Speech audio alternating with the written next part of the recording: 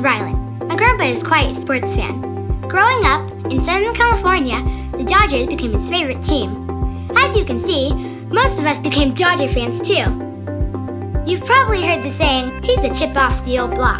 That's an expression simply emphasizing how powerful the example of an adult can be to kids. Typically, parents pass on DNA, personalities, habits, and apparently sports loyalties onto their children. But research reveals another important piece of information: they pass on their faith in Jesus as well.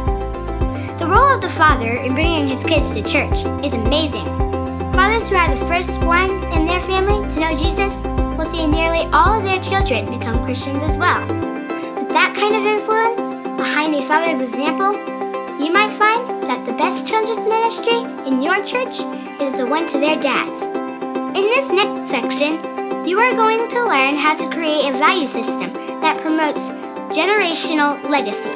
Not quite sure what that means. You're also going to see that it's never too young to begin Oikos training for the kids in your church. That kind of consistency in your church's ministry actually helps your church's impact last a long time.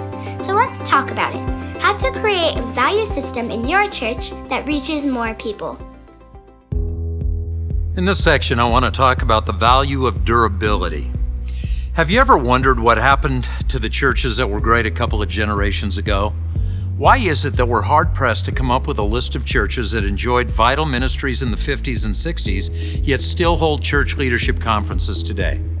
Even growing churches seem to fire on all cylinders for only about 20 or 30 years max, and then run out of gas. And it's clearly the rule, not the exception.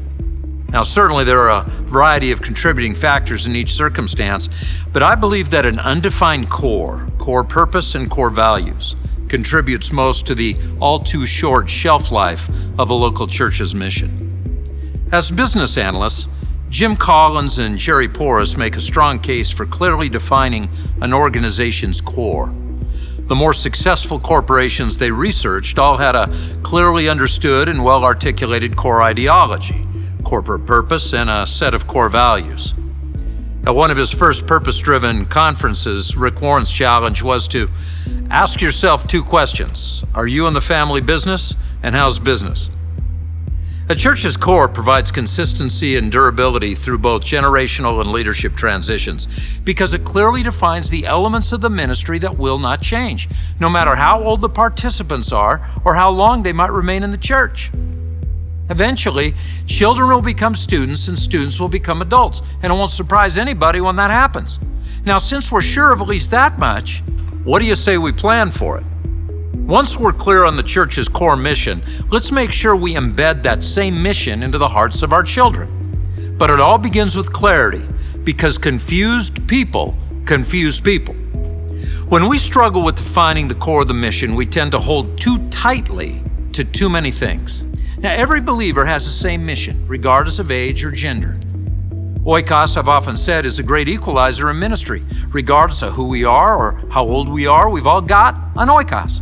Each student that attends your church has 8 to 15 others, students, friends, or family members in their Oikos. Each child who attends your church has 8 to 15 others, children, friends, or family members in their Oikos. Training people to reach out to their Oikos sooner rather than later builds durability into the church's mission. Someone once said that Christianity is always just one generation away from extinction. And we all know that's not going to happen because we know the end of the story, but your particular church's ministry is always one generation away from extinction. In fact, your church might be on the endangered species list right now, which may be why you're watching this.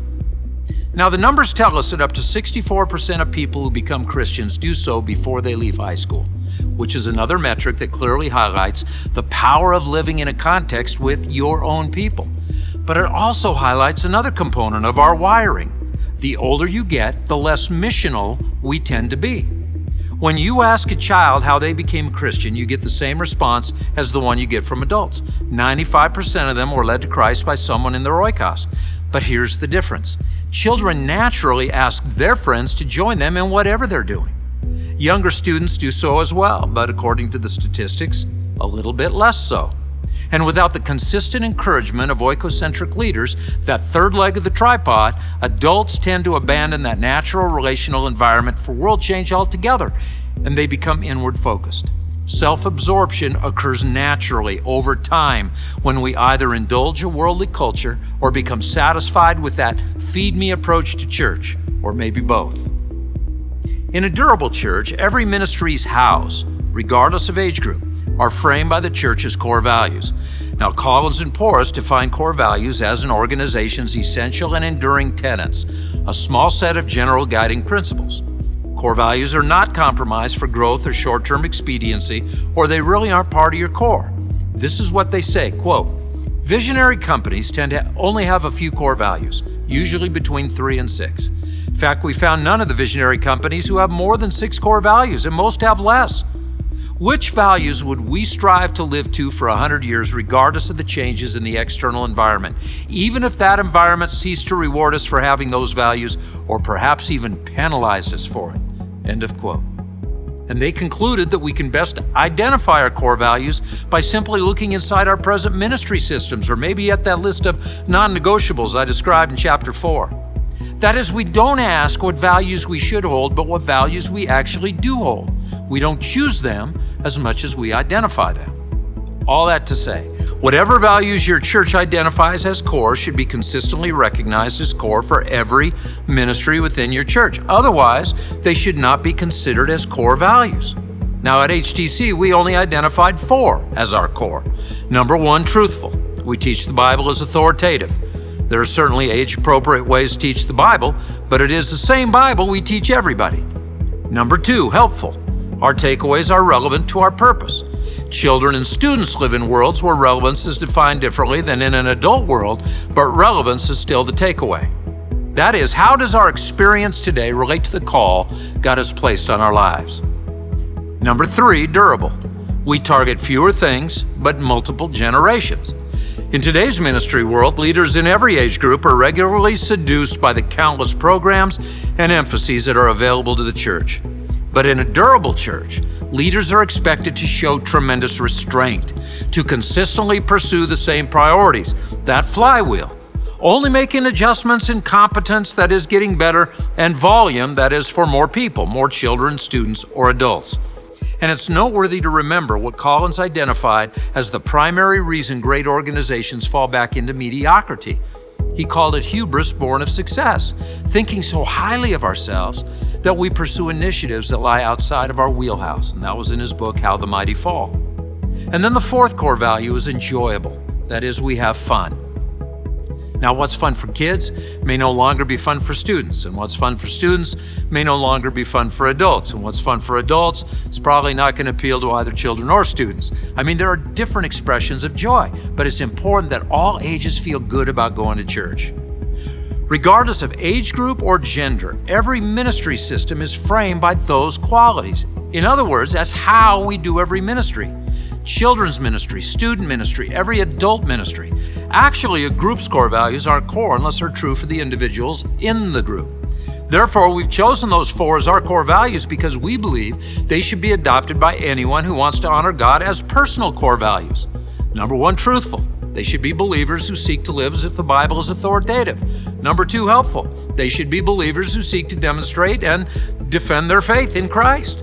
Number 3, durable. They should be believers who seek to uncomplicate their lives and focus on fewer, more important things. And number 4, enjoyable. They should be believers who exude the kind of joy that leads others to its source, and that's Jesus.